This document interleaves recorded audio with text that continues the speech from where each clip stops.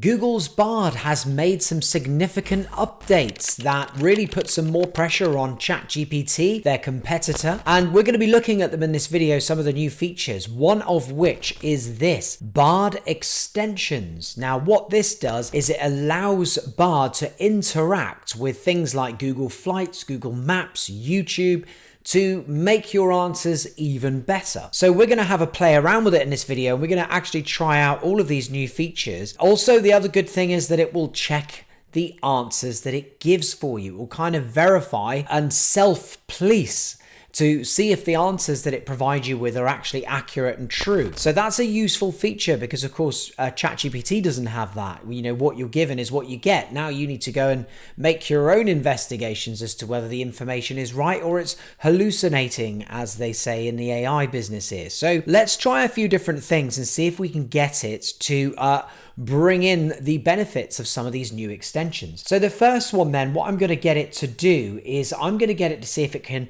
find me some flights, the cheapest flight in a given month. So if I say now, can you find me the cheapest flight in October to Sydney from London, it should now get to work by connecting to the web, using its own engine to go and find those flights and, well, fingers crossed, present me with the cheapest one. So here you go, round trip. It's got here from London Heathrow or Gatwick, and there's 5 more options as well. I found a few round trip flights from London to Sydney, departing on October the 31st and returning on November the 7th. So not all within October like I'd asked, but I suppose you could say that it did leave in October. And here's the cheapest one that it found. £700 round trip, so probably about what, $900 maybe, something like that. And then all of the top 4 there are China, and they're presented to us like this, and then you can go ahead and see all of those options and then book them by going to the normal place that you would do it, which is on Google Flights. So that's quite useful. I mean, I don't know if there's anything really to stop you from just going straight to Google Flights and doing that anyway, but I suppose the fact that you've got it in BARD then allows you to go and ask more questions about the airlines or the flight and so on. So that's quite interesting that you can do that from within there. And let's just ask it something else. Can you give me some great places to visit in Sydney? And let's see if it pulls in anything perhaps from YouTube or something like that. I don't know. Having a little think about it, and here we are. So Sydney is a beautiful city with something to offer for everyone. And then it's got photos there, links to Wikipedia by the look of it for the first few, and carrying on down there. But it has given us all of those suggestions, and also with some nice pictures in there as well to sort of have a look at and really understand what it is suggesting. So I like those there. That's really, really good. And then we've got this new button here now that says double check responses. So we can do that. And if we just click it like this, what it will do is go through all of the text that it's put there like that, and it will mark it as green, which you can just about make out here in dark mode. And then also, if it's not quite sure about something, it will mark it in orange, which it hasn't here because obviously this is pretty factual. This is coming straight from Wikipedia. But any question that you ask it and you're not sure about whether it's given you a real and true answer, just press that little Google icon just there, and then you can double check the response. Another good feature that you can use now, a new one,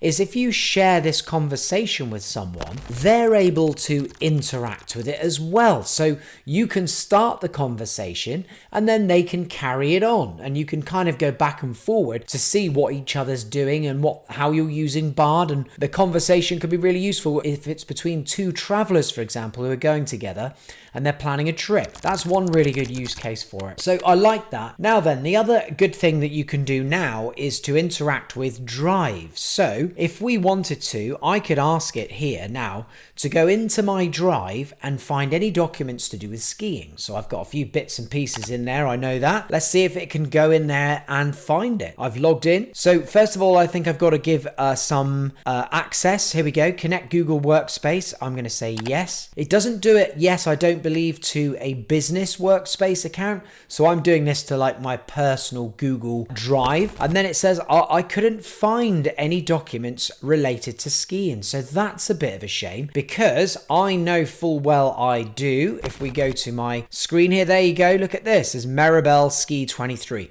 So maybe it's because I don't have the word skiing in there. So I'm going to change that now, and I'm going to try Maribel. So can you find any documents relating to Maribel, which is a ski resort in France? If it's just using the title of the actual document, then that would explain it. So again, yep, wouldn't find it. Couldn't find it there at all. So that's really odd.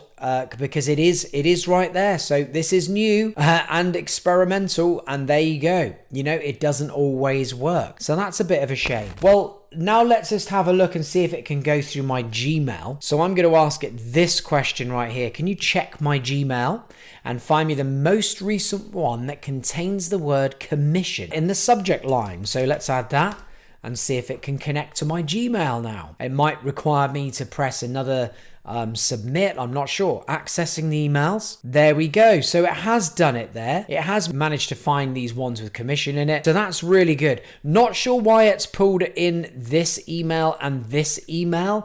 That may be because it contains the word commission in the actual text rather than in the body of the email rather than the subject line.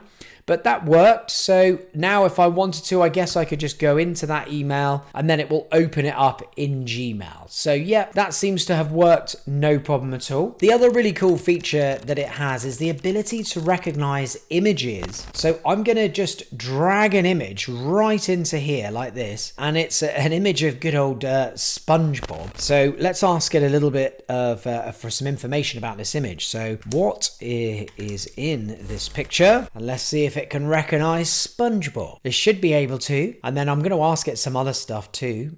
So it's having a little think about it. The image you sent is a cartoon of SpongeBob SquarePants. He's smiling and waving and his eyes are wide open with excitement. Very good. He's wearing his usual yellow shirt, brown pants and red tie. Also wearing his signature white baseball cap with a red propeller on top. That's not true, is it? Because he does not have that on there. So unless that was on the original image. No, it wasn't on the original image. So that's a lie.